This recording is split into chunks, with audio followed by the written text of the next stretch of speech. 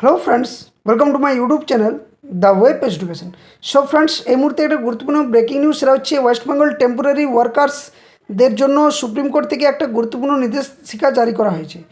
অর্থাৎ এখানে temporary workers বলতে কারা, যারা প্যারা টিচার রয়েছেন প্রাথমিকে, তাছাড়া আপার প্রাইমারির মধ্যে শিক্ষামিত্র এবং অস্থায়ী যে সমস্ত কর্মী রয়েছেন তাদের জন্য সম্পূর্ণ আর্থিক সুবিধা নির্দেশ দিল সুপ্রিম কোর্ট। তো কোন কোন সুবিধা পেতে চলেছেন এই টেম্পোরারি ওয়ার্কার্সরা, কতদিন পর্যন্ত চাকরিতে বহাল থাকবেন, অবসরকালীন কী সুযোগ সুবিধা পাবেন, তার সম্পূর্ণ তথ্য কিন্তু এই ভিডিওর মধ্যে দিয়ে আলোচনা করব এবং সুপ্রিম কোর্টের যে নির্দেশিকা জারি করা হয়েছে তার ডিটেলস তথ্যটা আপনাদের সামনে তুলে ধরার চেষ্টা করব। তো তার আগে বলে রাখি, চ্যানেলে নতুন হয়ে থাকলে অবশ্যই চ্যানেলটি সাবস্ক্রাইব করুন এবং পাশে থাকা বেল নোটিফিকেশন করুন, যাতে করে এই ধরনের সমস্ত কেস আপডেট, নিউজ, নোটিফিকেশন, তথ্য সম্পূর্ণ ডিটেলস আপনাদের সামনে তুলে ধরতে পারি। আর ভিডিওটি লাইক করবেন, লাইক করার সাথে সাথে হাই বাটনটা অবশ্যই ক্লিক করবেন, সাথে সাথে ভিডিওটি বাকিদের সাথে শেয়ার অবশ্যই করবেন। তো তার আগে বলে রাখি একটা বিষয়, যে এর আগে আমি এই ধরনের নিউজ দিয়েছি এবং এই নিউজগুলোর সমস্ত কিছু কিন্তু অথেন্টিক, যেগুলো খবর আসে বা যেগুলো চারদিকে ছড়াচ্ছে সেগুলো কিন্তু আপনার সামনে উপস্থাপন করার চেষ্টা করি। অনেকেই কিন্তু এগুলোকে ফ্যাক নিউজ ভাবেন বা অনেকেই বিশ্বাস করেন না। হ্যাঁ, সঠিক, এটা ঠিক যে রাজ্যের যে অবস্থা তাতে করে রাজ্য সরকার কোনোভাবেই সুপ্রিম কোর্টে কোনো নির্দেশ বা যে নির্দেশিকাগুলো জারি করা হয় সেগুলো কোনোভাবেই কিন্তু মানতে রাজি নয়। সেখানে সুপ্রিম কোর্ট থেকে শুরু করে, হাইকোর্ট থেকে শুরু করে, এবং এই যে প্যারা টিচার যারা রয়েছেন বা শিক্ষামিত্র বা যে সমস্ত অস্থায়ী কর্মী রাজ্যে চাকরি করছেন এতদিন ধরে, তাদের যে বঞ্চনা, সে বঞ্চনার শিকার কিন্তু বারবার হতে হচ্ছে এবং রাজ্য সরকার এখান থেকে যে সুযোগ সুবিধাগুলো পাওয়া দরকার সেগুলো কিন্তু তাদেরকে দিচ্ছেন না।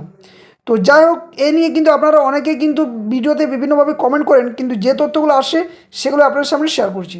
তো চলুন, আজকে সুপ্রিম কোর্টের যে এর আগে নির্দেশটা দেওয়া হয়েছে সেটা কোন প্রেক্ষিতে উঠে এসছে এবং কীভাবে এই নির্দেশটা জারি করা হলো বা কী নির্দেশ দিয়েছে সুপ্রিম কোর্টে, তার ডিটেলস তথ্য আপনাদের সামনে শেয়ার করব।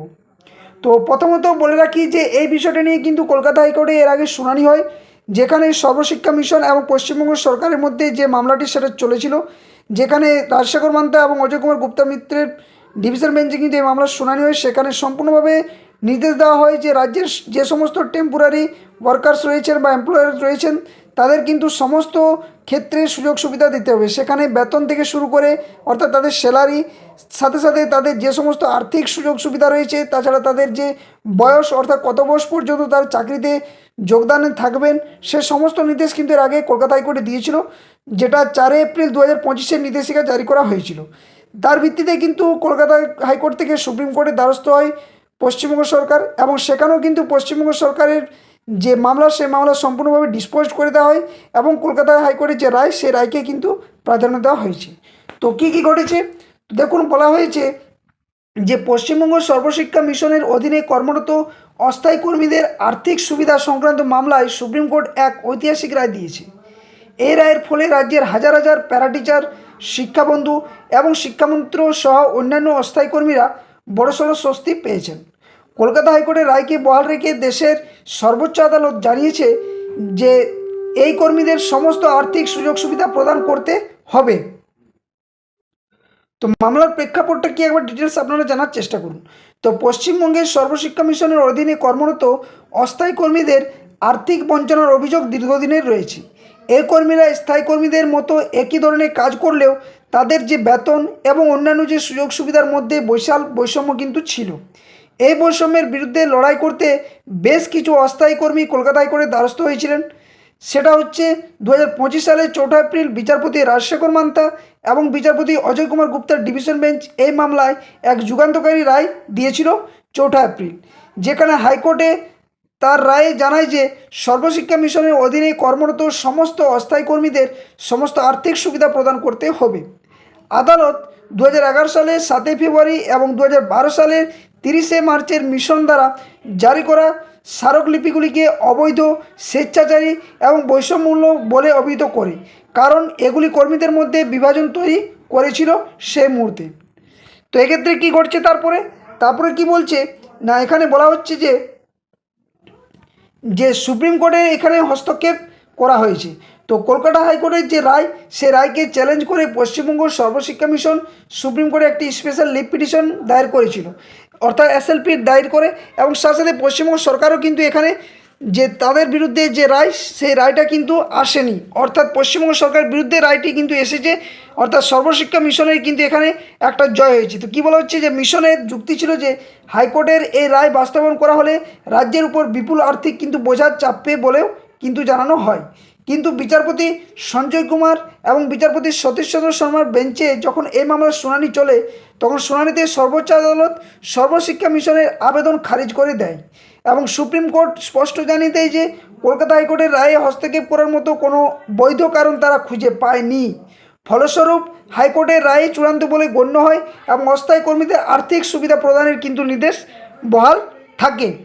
তো এই রায়ের প্রভাব এবং তাৎপর্য কী ঘটতে চলেছে, তো সুপ্রিম কোর্টের যে রায়, সেই রায়ের ফলে রাজ্যের অস্থায়ী কর্মীরা নিম্নলিখিত সুবিধাগুলি পাবেন বলে এই রায়ে বলা হয়েছে। কি কি না, প্রথমত বলা হয়েছে 60 বছর পর্যন্ত তারা সেই বয়স পর্যন্ত চাকরিতে নিশ্চয়তা থাকছে, স্থায়ী কর্মীদের মতো আর্থিক সুবিধা পাবেন এবং অবসরকালীন, যেটা গুরুত্বপূর্ণ বিষয় সেটা হচ্ছে অবসরকালীন যে সমস্ত সুযোগ সুবিধা পেয়ে থাকেন যে স্থায়ী কর্মীরা, সেই সুযোগ সুবিধাটাও কিন্তু এই অস্থায়ী কর্মীরা পাবেন।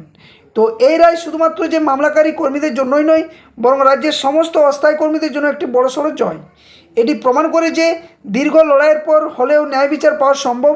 তবে উল্লেখ্য যে এই নির্দিষ্ট মামলায় আবেদনকারীরা সরাসরি সুবিধা পেলেও অন্যান্য অস্থায়ী কর্মীদের হয়তো একই ধরনের সুবিধা পেতে হলে নতুন করে আদালতের দ্বারস্থ হতে পারে, অর্থাৎ যে পিটিশনাররা ছিলেন তারাই কিন্তু এই সুযোগ সুবিধা পাবেন বলেও একটা ধারণা করা হচ্ছে। তো এই ঐতিহাসিক রায়ের ফলে কী ঘটছে, তো এই ঐতিহাসিক যে রায়, সেই রায়ের ফলে পশ্চিমবঙ্গের যে অস্থায়ী কর্মীদের যে অধিকার রক্ষায় এক নতুন দিগন্ত উন্মোচন করলো। এটি রাজ্য সরকারকে অস্থায়ী কর্মীদের প্রতি তার নীতির পুনর্বিবেচনা করতে বাধ্য করবে এবং ভবিষ্যতে তাদের জন্য আরও সুরক্ষিত কর্মপরিবেশ তৈরি করতে সহায়ক হবে। তো এই ছিল সম্পূর্ণ তথ্য। আমি প্রথমেই যেটা বলেছিলাম, একটু ভুল বলেছিলাম, সেটা হচ্ছে পশ্চিমবঙ্গ সরকার নয়, সেটা হচ্ছে সর্বশিক্ষা মিশনের কিন্তু বিরুদ্ধে এই মামলাটা দায়ের করা হয়েছিল, পিটিশনার কিছু অস্থায়ী কর্মীরা করেছিল। তো যাই হোক, বিষয়টা মিস্টেক হয়েছিল। কিন্তু একটা বিষয় বলে রাখি, এই ভিডিওগুলো আপনার সামনে এই জন্যই তুলে ধরা হয় কারণ এই সুযোগ সুবিধাগুলো কিন্তু পশ্চিমবঙ্গ সরকার নানানভাবে দীর্ঘদিন ধরে অস্থায়ী কর্মীদের, যারা প্যারা টিচার রয়েছেন, শিক্ষামিত্র রয়েছেন, সমস্ত অস্থায়ী কর্মীদের বারবার বঞ্চনার শিকার হতে হচ্ছে এবং বিভিন্নভাবে তাদের যে বয়সের ছাড়, সেই বয়সের যে 60 বছর পর্যন্ত যে চাকরি কর্মরত থাকবেন সেটাতেও কিন্তু কোনো নিশ্চয়তা করেনি এতদিন পর্যন্ত। সাথে সাথে বেতন যে বৃদ্ধির কথা সেটাও করেনি, অথচ কাজের ক্ষেত্রে তাদেরকে সম পরিমাণে সমানভাবে একইভাবে কিন্তু কাজ করতে হয় স্থায়ী কর্মীদের মতন। এবং এক্ষেত্রে কিন্তু দেখা যাচ্ছে যে যেমন প্যারা টিচারদের ক্ষেত্রে যদি বলা হয়, ওনারা কিন্তু ঠিক একইভাবে যে সমস্ত অ্যাসিস্ট্যান্ট টিচার বা স্থায়ী শিক্ষক শিক্ষিকারা রয়েছেন তাদের মতোই কিন্তু একইভাবে কাজ করে চলছেন, কিন্তু কোনোভাবেই তাদের যে বেতন বৃদ্ধি সেটাও হয়নি। সাথে সাথে আইসিডিএস বলা চলে বা শিক্ষামিত্র বা আশাকর্মী সমস্ত ক্ষেত্রে একইভাবে এই ঘটনাগুলো ঘটছে দীর্ঘদিন ধরে।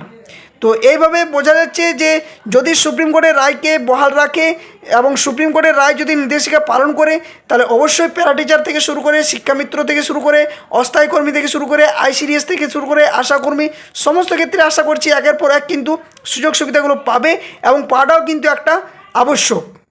তো ভিডিওটা এখানেই, এই আপডেটটাই কিন্তু আপনার সামনে তুলে ধরার চেষ্টা করলাম। আশা করছি যদি ভিডিওটি ভালো লাগে অবশ্যই ভিডিওটি লাইক করুন, বাকির সাথে শেয়ার করবেন। আর যারা চ্যানেল নতুন আছেন অবশ্যই চ্যানেলটি সাবস্ক্রাইব করে পাশে থাকা বেল নোটিফিকেশন করবেন। এ ধরনের সমস্ত কেস আপডেট, নিউজ, নোটিফিকেশন তথ্য আপনার সামনে যথাসময়ে অথেন্টিকভাবে তুলে ধরার চেষ্টা করব। আর লাইক করার সাথে সাথে শেয়ার অবশ্যই করবেন, হাই বাটনটা অবশ্যই ক্লিক করে রাখবেন যাতে করে ভিডিওটা সকলের কাছে পৌঁছায়।